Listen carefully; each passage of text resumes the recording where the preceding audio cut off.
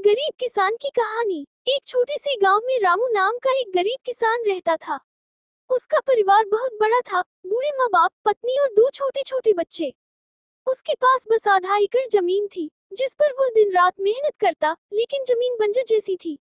बरसात समय पर न होती तो फसल सूख जाती, और कभी ज्यादा बरसात से सारी मेहनत मिट्टी में मिल जाती। रामू सुबह सूरज निकलने से पहले ही बैलों के साथ खेत में पहुंच जाता और देर शाम तक काम करता। हाथ में छाले पड़ जाते, कपड़े मैले हो जाते, मगर चेहरे पर उम्मीद की चमक कभी कम नहीं होती। वह सोचता, आज नहीं तो कल मेहनत जरूर रंग लाएगी। गांव में अक्सर लोग उसे गरीब समझकर मजाक उड़ाते, पर वह चुप रहता। उसका विश्वास था कि शिक्षा और मेहनत से ही जिंदगी बदल सकती है। इसी सोच से वह अपने बच्चों को गांव के स्कूल भेजता, चाहे उसे खुद भूखा ही क्यों न सोना पड़े। एक साल सूखा पड़ गया।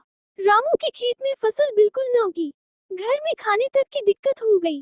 बहुत सोचने के बाद उसने गांव में मजदूरी शुरू कर दी, कभी ईंट ढोता, कभी कोई की खुदाई करता।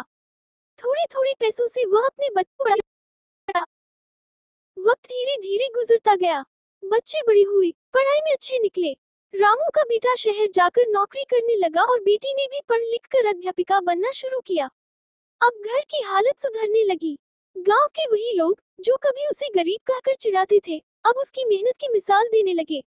रामू ने सबको दिखा दिया कि गरीबी इंसान की किस्मत नहीं, बल्कि मेहनत और हिम्मत से बदलने वाली स्थिति है। योजक चिन्ह, योजक चिन्ह, योजक चिन्ह।